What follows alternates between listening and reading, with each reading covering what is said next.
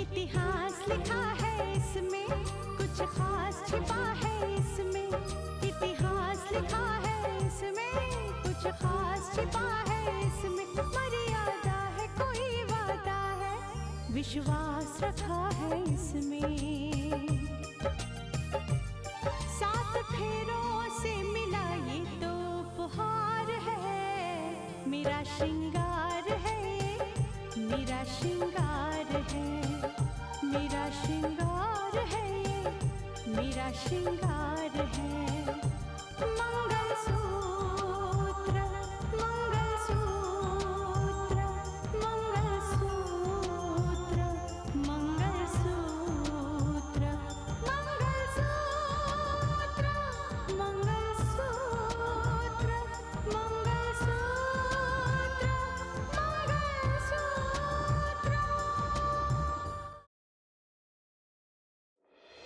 अगर तुम इस रिश्ते को नाटकी समझ रहे हो तो मेरे ख्याल से तुम्हें ये मंगलसूत्र पहनने का कोई हक नहीं है। तुम्हारा काम तो मैंने कर दिया है।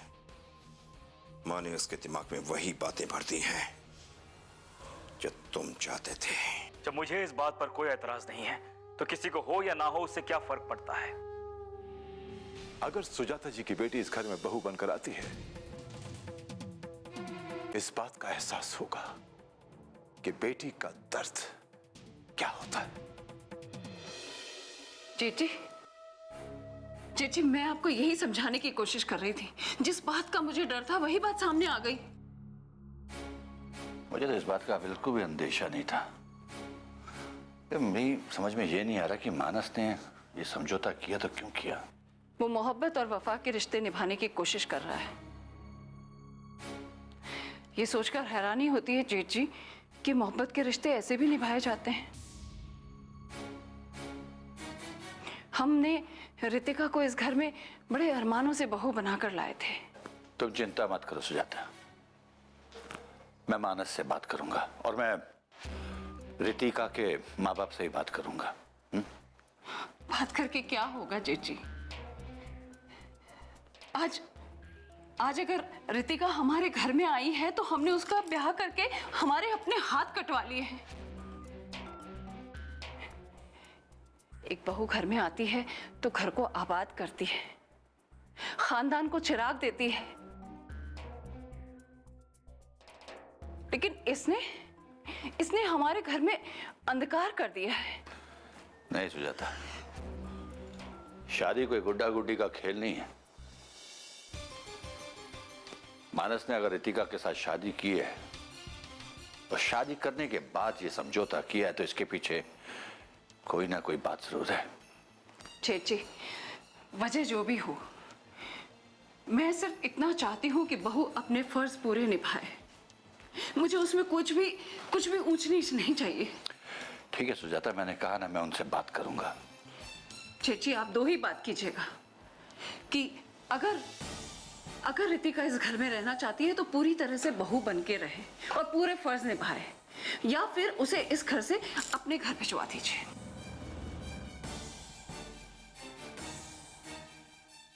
ठीक, मैं बात करता हूँ सुजाता।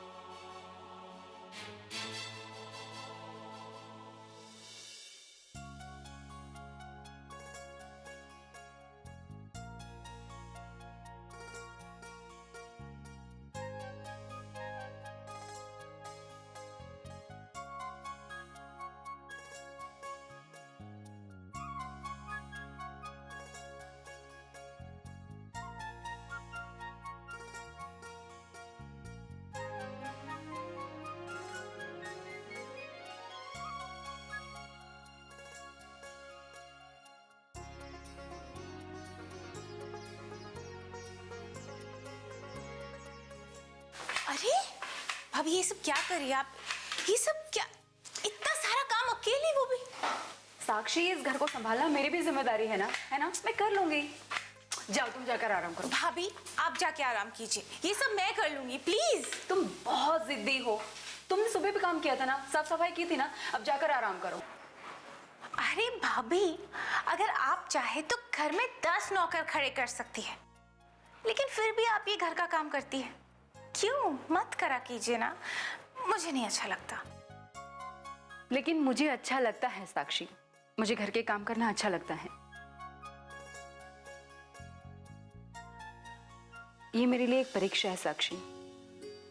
दरअसल माँ ये साबित करना चाहती है कि मैं घर के कामकाज नहीं कर सकती हूँ,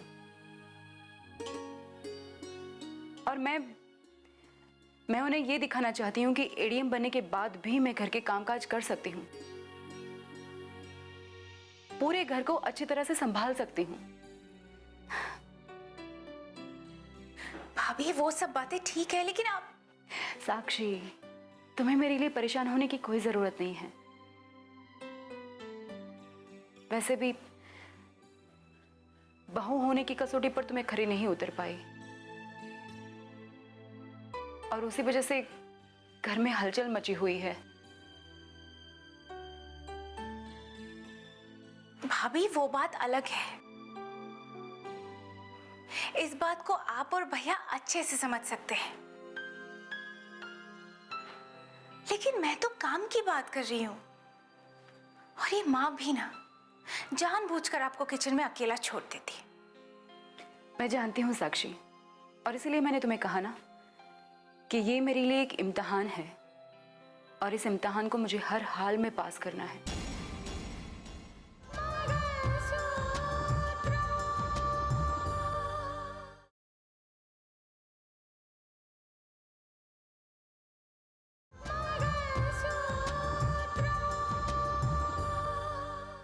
कि ये मेरे लिए एक इम्तिहान है, और इस इम्तिहान को मुझे हर हाल में पास करना है। तुम जाओ, मैं काम कर लूंगी। यानी आप खुद को साबित करने के लिए एक दोहरी जिंदगी जिएगी? दिन भर ऑफिस की जिम्मेदारियां और रात को घर का काम? हाँ साक्षी, मुझे इस बात से कोई शिकायत नहीं है।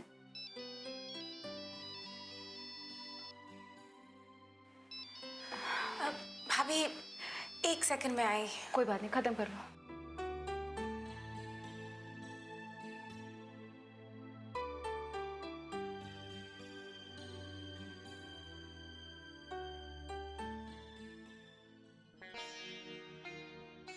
Hello, hi Rohit.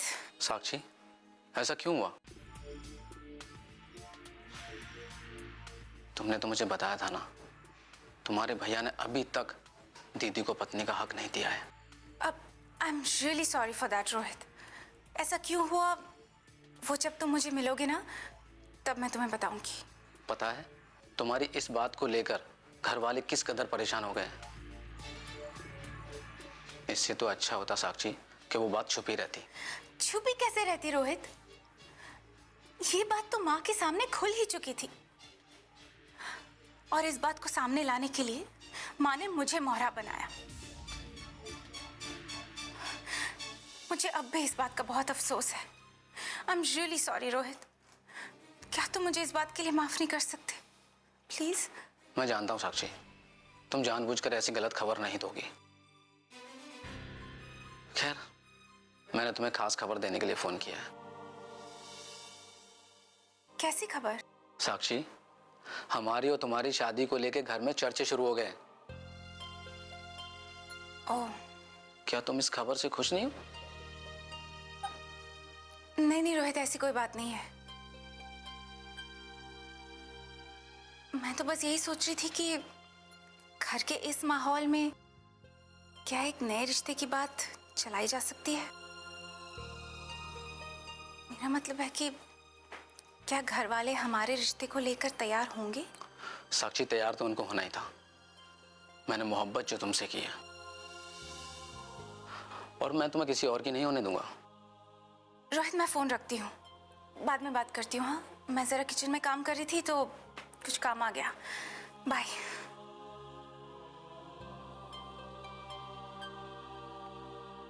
I don't love you, Rohit. मैं तुमसे प्यार नहीं करती।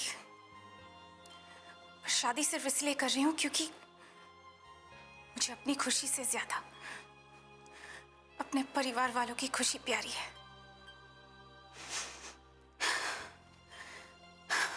ये क्या कह रहे हो तुम? ठीक कह रहा हूं। लगता है साहब जी ने आप लोगों को कुछ बताया नहीं। एक छोटी सी गलती भी हमारे लिए मुसीबत का पहाड़ खड़ा कर सकती है। तुम ठीक कह रहे हो। अगर हालात ऐसे हो ना तो बहुत ही संभल कर कदम उठाना जरूरी होता है। देखिए, हमें मुजरिम साबित करने के लिए रितिका के पास कोई सबूत नहीं है, लेकिन सबूत इकट्ठे करने के लिए वो न जाने कौन कौन से रास्ते अपनाएगी। इसलिए हमें हमेशा सतर्क रहना होगा। और हाँ, हम सबके पास जितने भी मोबाइल हैं वो सारे नंबर पुलिस टेप कर रही है। अगर वो हम सबका फोन टेप करे ना तो उसे करने दो। वो डाल डाल तो हम लोग पात पात। डाली, तुम एक काम करो, कल ही नया सिम कार्ड लाके ना हमारे सारे आदमियों पे बांट दो। लेकिन ख्याल रखना, हमारा कोई भी सिम कार्ड दूसरे आदमियों के नाम होनी चाहिए। आप ठीक कह रही हैं मैम। रितिका को इस बात का बिल्कुल शक नहीं होना चाहिए कि हम नए नंबर इस्तेमाल कर रहे हैं, और जो नंबर हमारे पास है वो हम किसी और को नहीं देंगे, बल्कि एक दूसरे से बात करने के लिए इस्तेमाल करेंगे। और हाँ, जब तक वो सारे नए नंबर नहीं आ जाते हैं हम मोबाइल से किसी से बात नहीं करेंगे। और जरूरत पड़ी तो हम सतर्क होकर बात करेंगे। लेकिन हाँ, ये बात का भी ध्यान रखना होगा क्योंकि रितिका को पता है कि हम सब जुड़े हुए हैं।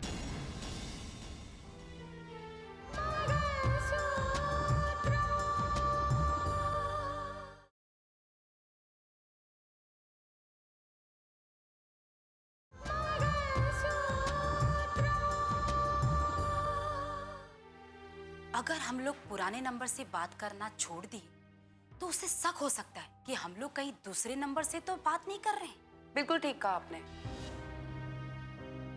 इसीलिए हम लोग कभी कभी पुराने नंबर से बात कर लिया करेंगे। लेकिन हाँ, लेकिन बात इतनी ही होगी कि रिकॉर्ड होने के बाद भी रितिका के किसी काम भी ना आए। ठीक है।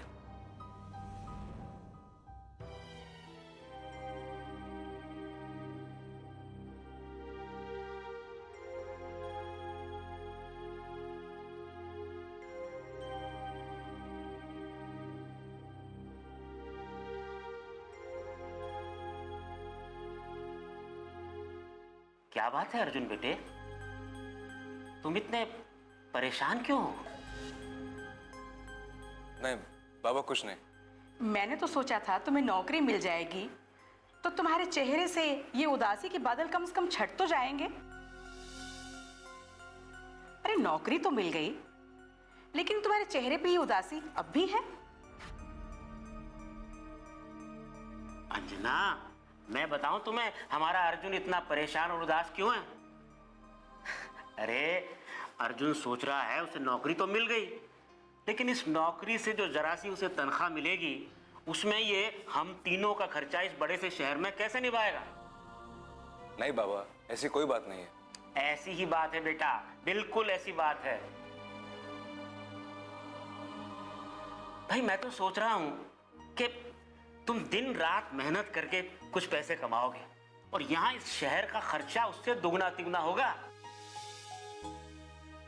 अरे बेटे सोच, गांव में हमारी इतनी बड़ी जमीन है, इतना बड़ा घर है। अगर हम तीनों वहां चलकर रहेंगे तो बड़ी ही खुशहाली से अपना जीवन बिता सकते हैं, है कि नहीं? नहीं बाबा, हम गांव नहीं जाएंगे। तो फिर बेटे यहां रहकर क्या करोगे? मैं बताती हूँ। अर्जुन इस शहर में इसलिए रहना चाहता है कि शायद कल को कोई चमत्कार हो जाए और उसे अपनी पुरानी पहचान मिल जाए। क्यों बेटा अर्जुन, यही बात है ना? हाँ माँ। अर्जुन बेटे, एक बात कहूं? ऐसा करते हैं, मैं और अंजना दोनों गांव चले जाते हैं। इससे तुम्हारे ऊपर हम दोनों का बोझ तो कुछ कम हो जाएगा। नहीं बाबा, आप लोग मेरे साथ ही रहेंगे यहाँ। आप अपने आप को बहुत समझ रहे हैं। बाबा, बोझ तो मैं आप लोगों के लिए था। आप लोगों ने मुझे एक नई जिंदगी दी है। आप लोग कहीं नहीं जाएंगे, यहां मेरे साथ रहेंगे। देखा देखा तूने कितना प्यार हो गया ऐसे हमसे। हमें भेजना नहीं चाहता। चल अब चल के जल्दी से खाना गरम कर। चल आओ बेटा, खाना खाते हैं।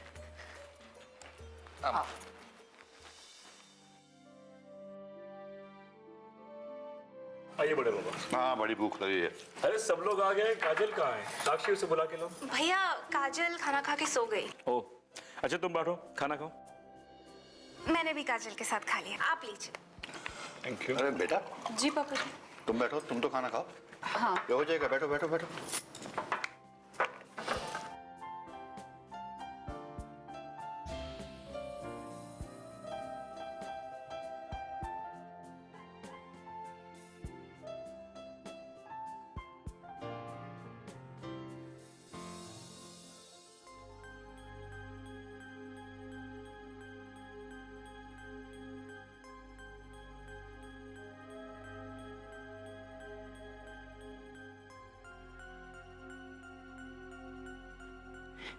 क्या बात है बहू, तुम बहुत उदास लग रही हो और खाना भी ऐसे खा रही हो जैसे दिखाने के लिए खा रही हो।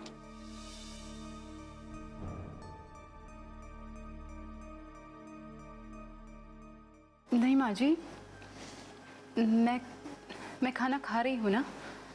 वैसे तुम्हें उदास होने की जरूरत नहीं है। हो तो वही रहा है जो तुम चाहती हो।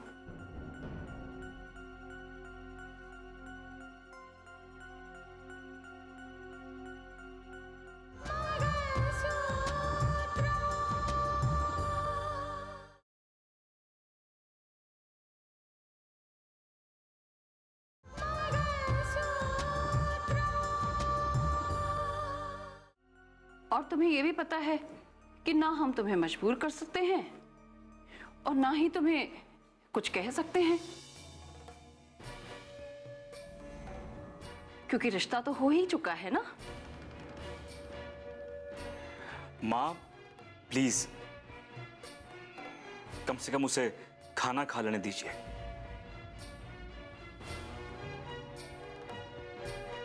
अरे बेटा, ऐसा मैंने क्या कह दिया जो तुम्हें मेरी बात चुभ गई? मैं जानती हूं कि तुम दोनों पति पत्नी तो नहीं बन पाए, लेकिन तुम्हें रितिका का ख्याल बहुत है।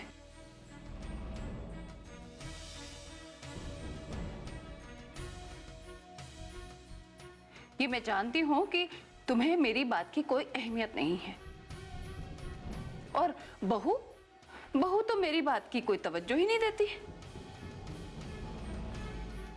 अब बहू पर तो मेरी बात का कोई असर नहीं होने वाला और ना ही वो अपनी गलती का एहसास करने वाली।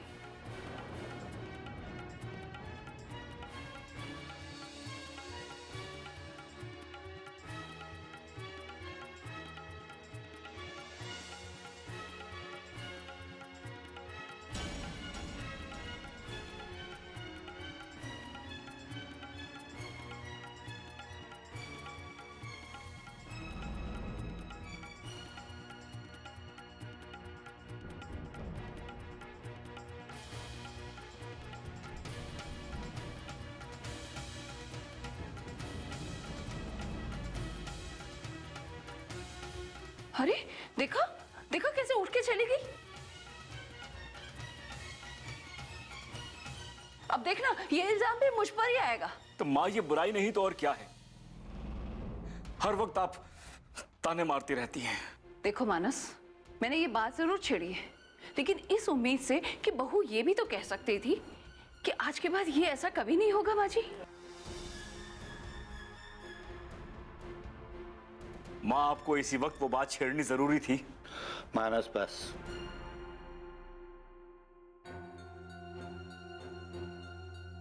क्या गलत बोला तुम्हारी माँ ने? और उल्टा तुम उन्हीं से सवाल कर रहे हो।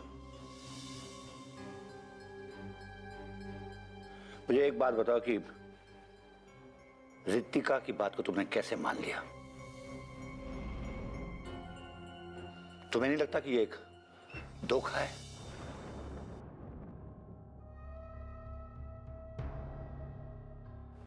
तुमने अपने माँ बाप के साथ धोखा किया है?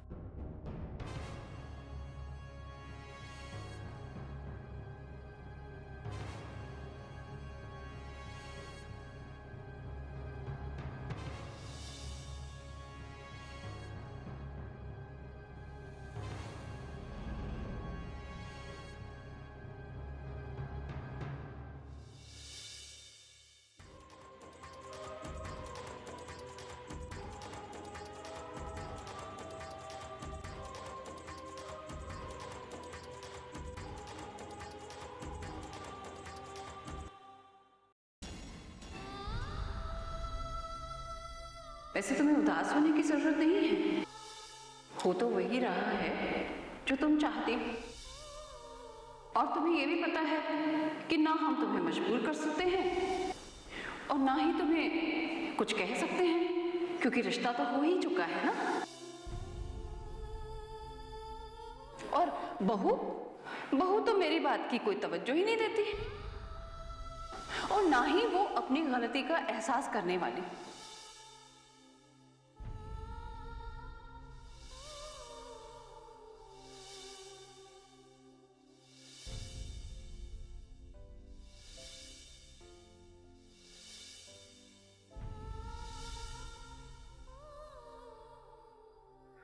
और देखो, मैं चाहे तुमसे कितना भी दूर हूं, लेकिन ये मंगलसूत्र, ये हमेशा तुम्हारे साथ रहेगा।